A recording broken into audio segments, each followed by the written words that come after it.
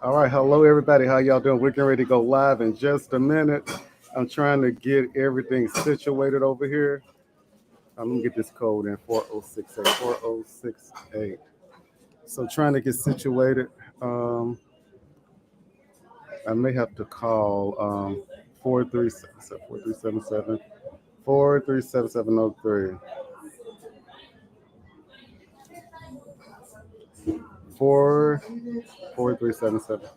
437703. Gotta love technology, huh? Okay, here we go. We're in. So we're gonna be going live in a moment. All right, so they're gonna be pulling us on in here. So let's see here.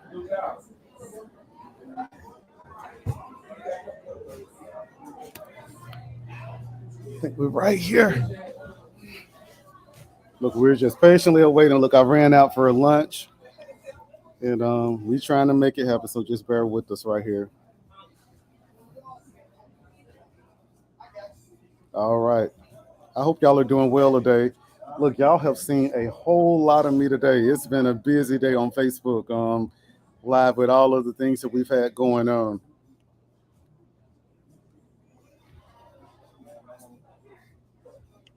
They were attack dogs. And this country, I just wish Biden, I remember when Marjorie Taylor Greene yelled from the back of Congress.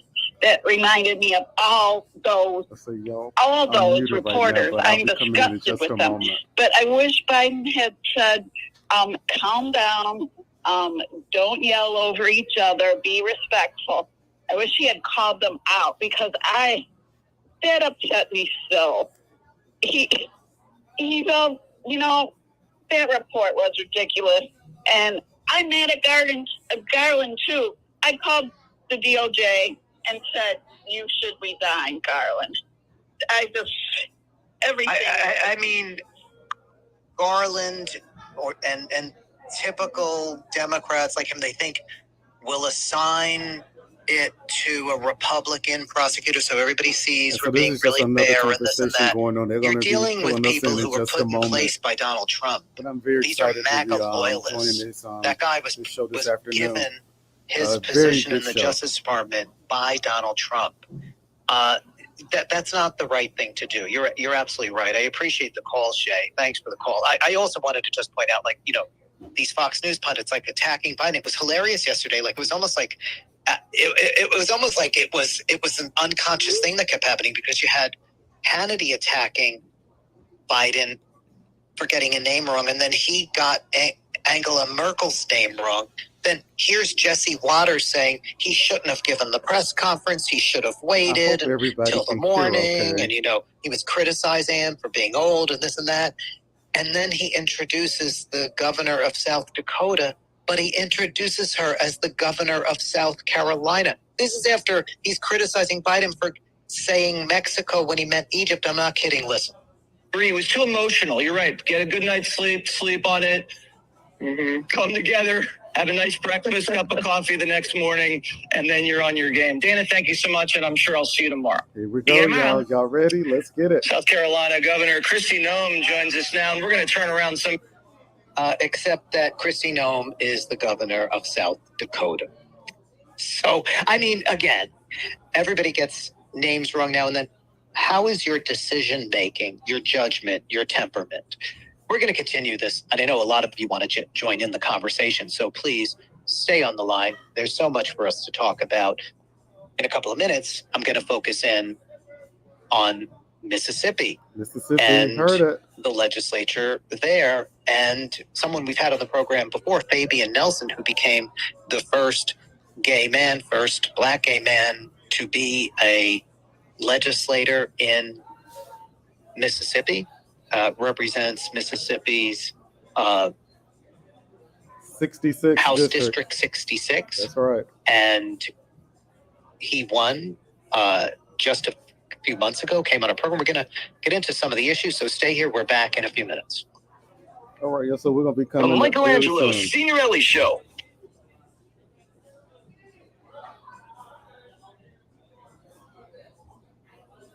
All right, so I hope everybody's doing good this afternoon. We're coming back after commercial breaks, and we will be live on the Michelangelo show. So we're coming up, and we're just going to be talking about the political climate here in Mississippi, things that are Hi, going on. Representative Nelson. Hey, how you doing? I'm doing great. Thanks so much for being on the show again.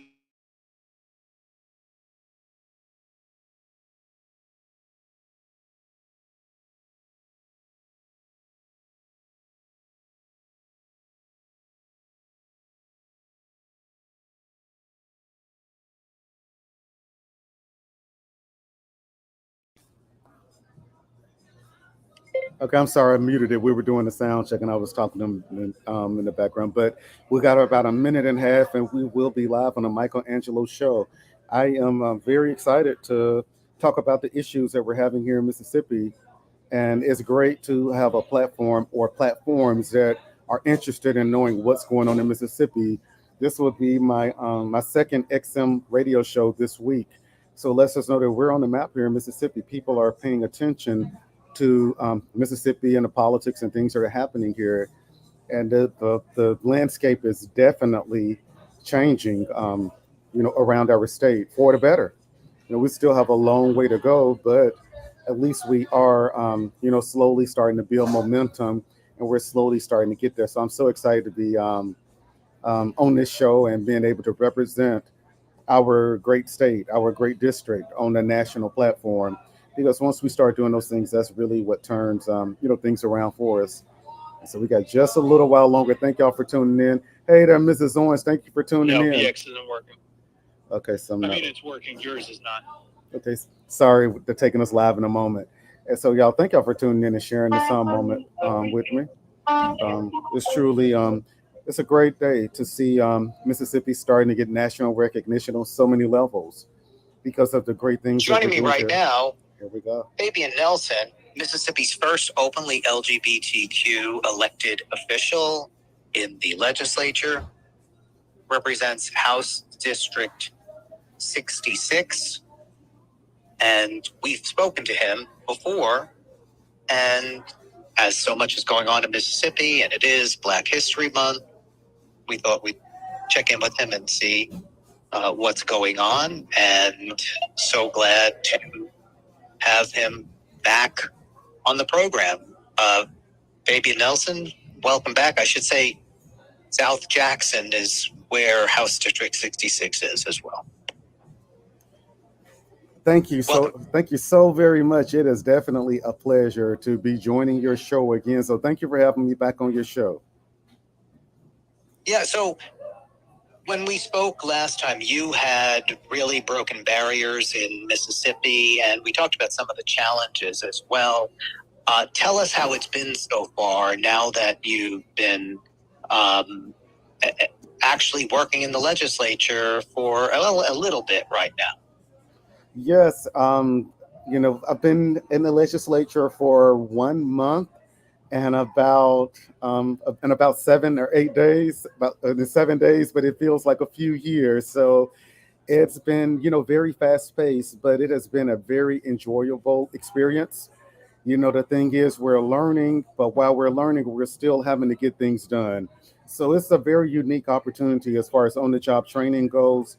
But it's something that I take a lot of pride in. And every single day that I get up and get the chance to get up and walk in that Capitol, it's a great day for me. And it's a great day for my district.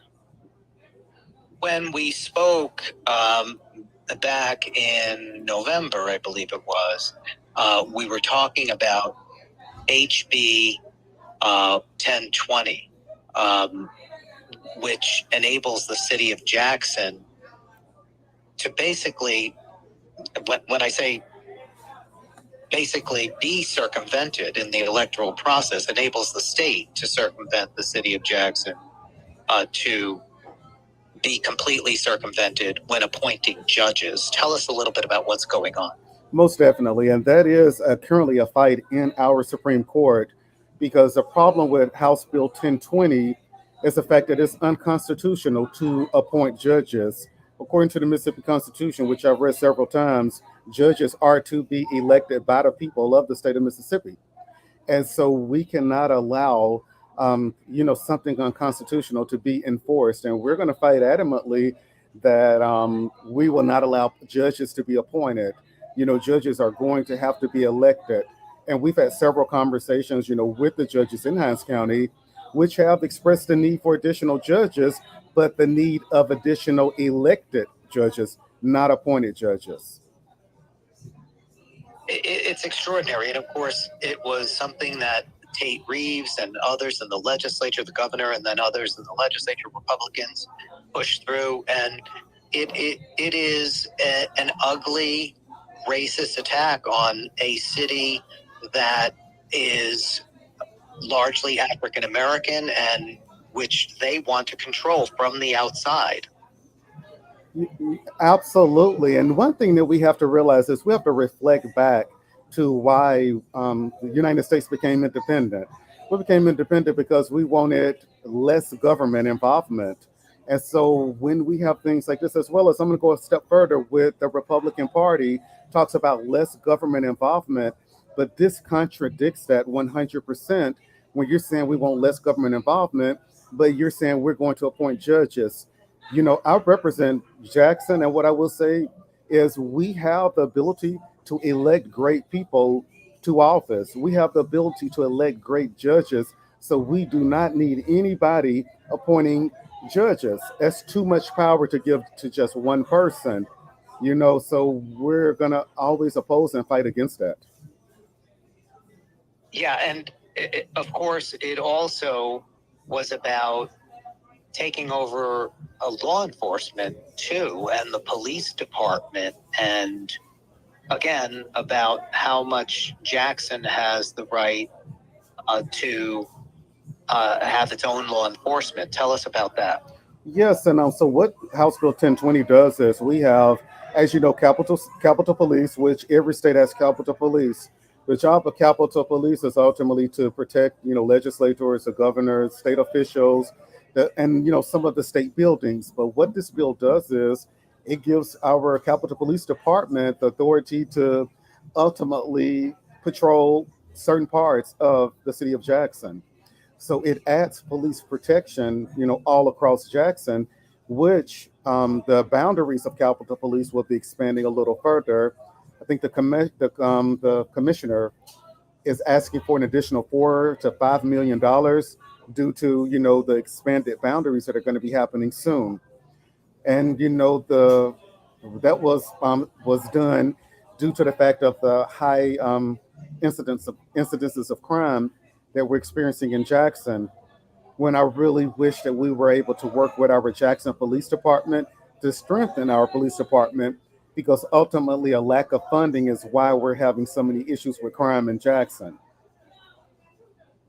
So ultimately, we have another police department that's come in that's being funded much more at a higher rate than our municipal police department, which is Jackson Police Department. So when we start seeing, Capitol Police and saying, oh, they're doing a great job and these things are happening, they're able to do what they can because they're getting the funding that Jackson has been deprived of for so long. The issue of abortion, something we're also focused on, especially heading into this presidential race, and certainly races for Congress, for the House and Senate, as of course Roe v. Wade has been overturned. It was the Dobbs decision from Mississippi that was the mechanism for the right-wing Supreme Court to overturn Roe. And states like Mississippi, of course, immediately saw abortion bans. I know it's an issue you've been speaking out on. Now, a bill has been introduced in Mississippi, and it's one of several states where we're seeing this, that would outlaw abortion trafficking. Talk a little bit about that and what they're trying to do even further to people who need to get an abortion. Most definitely. And I would like to say that I am 100% pro-choice. I don't encourage abortions. I, would never say someone should have one, but I feel that that is up to that individual, their family, and their doctors to decide. I'm not a woman. I can't have a child, so I would never want to put a restriction on a woman and tell her what she can or cannot do with her body. But with this particular bill, It is a bad bill because, and when I read the bill, I first looked at it and I said, what it does is it says that any person that takes, a minor across state lines to have an abortion, could face penalties of jail time. And so when I saw that, I said, you know what? Well, people should not be taking other people's children across state lines for any medical procedure. So, and then as I read further and thought about it, and it said parent or legal guardian. And so when I read further and thought and into it, I started thinking about what about children that are in, foster care that the state ultimately is the legal guardian of. How will this affect them? And so that is a very bad bill. That you're saying, okay, we've outlawed abortion in the state of Mississippi, but now we're telling you if you go across state lines, you're going to get penalized for it as well. And so it's very bad legislation that I do not agree with, and I will, fight it if it makes it out of committee into the House floor for a vote. There's certainly so much else that Republicans are trying to do around the issue of abortion, and certainly many women in Mississippi have had to travel to other states. Even some states now are trying to penalize adults for traveling to another state to get an abortion. I'm not sure if that's come up in Mississippi, but is it something you're worried about? I'm very much worried about it because if it's coming up in other states, I can assure you that we will see it in Mississippi. And this is what I will say, and I'm very adamant about this. The way that people try to get things done is they take issues and they'll put these issues on the forefront to stop it. And just shifting a little bit, we lost our ballot initiative in Mississippi several years ago due to redistricting. We used to have 5 congressional districts, and now we only have 4 congressional districts. Our our citizens are saying we want the ballot initiative. Well, the House just passed, and the reason I say House just passed because I didn't vote in favor of it, just passed a bill that's supposed to be a ballot initiative. But what this does is it restricts abortions from being put on the ballot initiative by the public. And so we have to stop using polarizing issues to get legislation passed. We're to stop putting emotion into things to get legislation passed to justify wrongdoing. Because if we have a true ballot initiative, it should allow the people of Mississippi to put whatever it is on that ballot that they want, unless, like murder or something like that, something egregious. But for, when it comes to human rights and things that people want, that should be wide open because it's not truly a ballot initiative if it's restrictive to the people. Last year, Tate Reeves, the governor, signed, it was one of the first states, Mississippi, signing a bill banning gender affirming care for minors. One mother I read about drove 8 hours to get care for her transgender son. Talk a little bit about how that has played out for trans people in Mississippi. That is a very horrible bill. And I'm going to tell you what happened with that bill. In that bill, there were 2 pieces to it. So, with gender affirming care, they also included in that bill sex change operations for children, persons under 18 years of age. Well, according to the standards of medical doctors, according to their standards, they do not perform sex reassignment surgery on minors. Right. And so that part of the bill should not have been in there. Because what I will say is, myself, if it's a bill that's going to allow, a child to have a sex change operation, I'm 100% against it. But they put that in that bill. But what also tricks other things that mental health therapy and counseling for its transgender youth, and that bill in itself is dangerous. For that, for those things. The proper way to do it would have been to separate the 2 issues and say, what, we're going to say that minors can't get sex changes. It would have been an okay bill if they had said that, but they lumped it together and they marketed it as, and I'm going to say marketed because that's what they did. They tried to sell it as, oh, this bill saying that children can't get sex changes. So that's a terrible bill. Right. And then, of course, It doesn't allow parents to make decisions with their children and their doctors, and they're always talking about parents' rights, and it doesn't allow them to make decisions about mental health care and other gender-affirming care that teens are getting, which is not about surgery, and it is about trying to make them feel comfortable, and even, puberty blockers and other issues. I appreciate your coming to the program and speaking with us about everything happened in Mississippi. And look forward to speaking with you again. Yeah, most definitely. Look, we appreciate all that you do. And if there's anything you need, any questions you have, I'd love to answer them for you. And look, thank you for keeping Mississippi in the spotlight. We have some things going on here. We're slowly changing. We're going to get to where we need to be one step at a time. So we appreciate you for all that you do. Thank you. Fabian Nelson, who represents Mississippi's 66th House District, and that is in Jackson. You can follow him on Twitter at Fabian District, and you can go to nelsonfor66.com. We're back in a couple of minutes. You're listening to the Michelangelo Singorile Show.